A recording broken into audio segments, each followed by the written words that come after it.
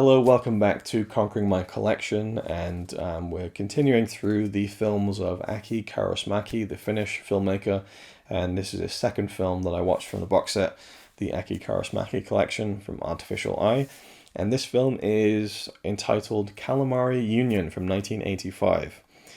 Truly one of the weirdest films I have ever seen in my entire fucking life.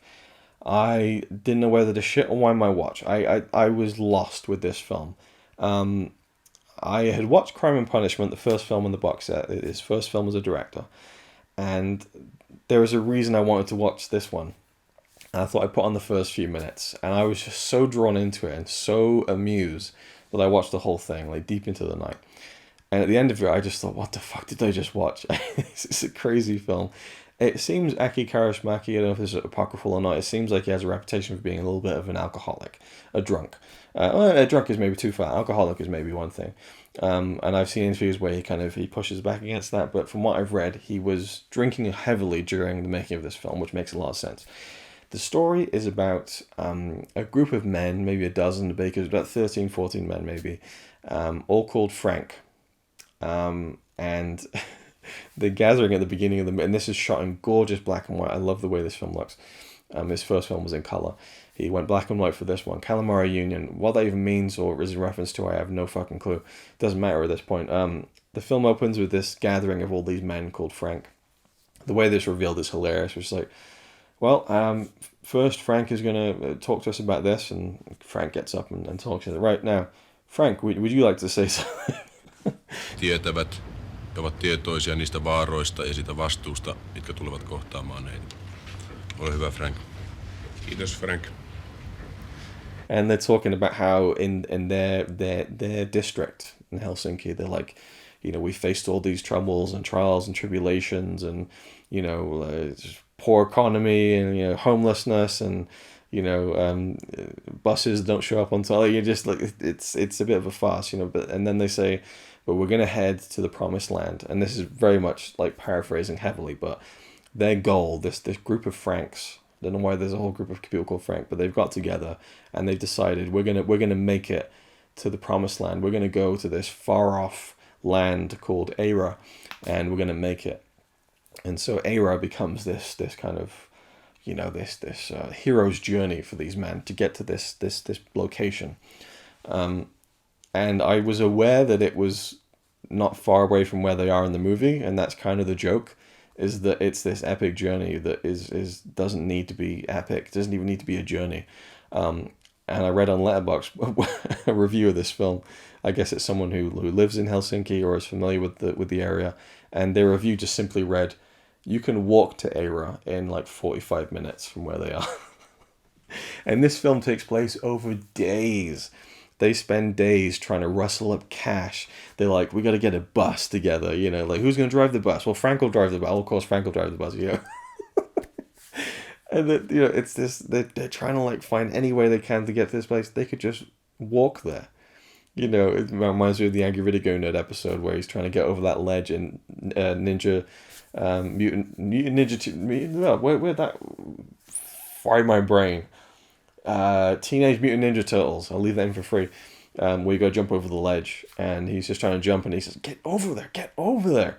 And you just can't get over there. And he's like, oh. And he just walks across it. He's like, you can just walk over it. We can just walk over it? You can just walk over it. You can just walk over it, And it just made me think of that, which is like, you could just walk there. But they're homeless. They're living in the streets, right? And they all splinter off and stuff. And the beginning's like the Warriors, where they're all walking down the street and they get into the subway. They hijack a subway train for some strange reason, and they're like, we're gonna start in the center of town. And right from the jump, they commandeer this subway train. And as they're leaving, the conductor gets out and just shoots one of them. And I'm like, holy shit. And and this is just spoiling the movie, by the way, but he collapses, and they all lean down. They're not too bothered by this, that one of their comrades has been shot dead in front of them, and one of them's got a cigarette, and the guy dying on the floor just grabs a cigarette, takes a puff, and just goes, fuck it, and then just dies. And then they walk off and leave him. And I was just in fits laughing. I just thought, what is this movie? I was loving it. You know, there's a bit in the film where like they all splinter off and try and do different things. They're all trying to get to Aero and figure out ways in which to do it. And there's this one part where there's three of them by a harbor or by this water next to a road, and one of them's just like, oh, I'm done with this, and he just rolls into the water and dies. Another one gets up, runs into the street, jumps into an oncoming car, splat on the bonnet, the car drives off, and the third guy's left kind of just rambling in gibberish English, like reciting, I think, Taxi Driver or so. He does that at some point in the film. He's like, you talking to me? What are you doing, boy? You talking to me? Yeah. And then the scene cuts straight away to the morning, and the car comes around the corner, and the same guy is still on the bonnet. This time he's just reclined casually, smoking a cigarette and flicking it off as it comes. So he's been sat in the bonnet all night. This car's been driving around Helsinki. And then another Frank comes out of the storm drain as the car swings past, the camera stops. The guy comes out the storm drain, brushes himself off. He looks up into a tree and goes, "Morning, Frank." Another guy falls down off the tree. He's like, "Morning, Frank." Oh, let's get going. Then, like, it's bonkers. It's so chaotic. And it's completely absurdist. And there are these hilarious, like at one point, one of them just sits there with a guitar outside a building, sings a song. You know, you never know what you're going to get. There's one who's just hopelessly kind of suicidal. They find him just lying in the road waiting to be run over. There's another scene where he goes to presumably a psychiatrist and just guts all of his problems out. And he's like, "What do you think I should do?" And the psychiatrist's just like, "Kill yourself." You just never know what's going to come out of their mouths. There's a sequence with a hearse and a body that is just absolutely bonkers.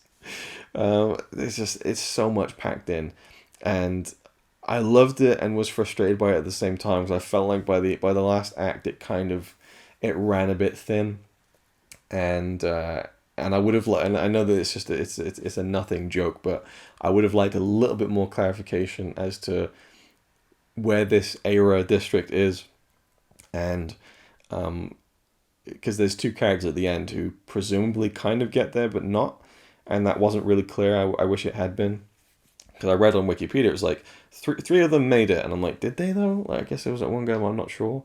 And it says that they thought that Aero was going to be this untouched land where no civilization had stepped before.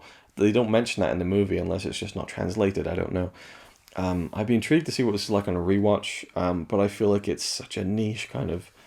It felt like Monty Python on crack, and then like... It felt like Monty Python on crack, but then sleep deprived for a few days. The crack's gone out of the system now, you know. Just bear with me with this analogy.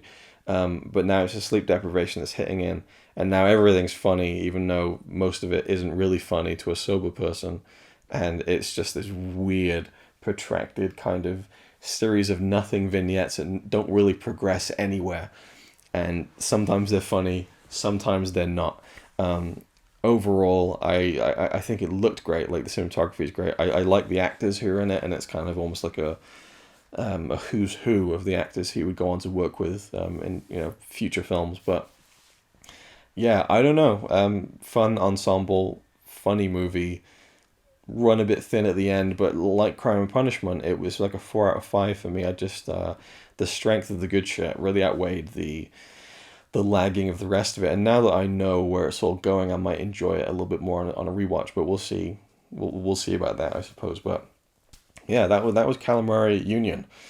And at this point, I'm going to throw in a little director's cut section to this review. I'll probably re-upload it in a few years or something, but...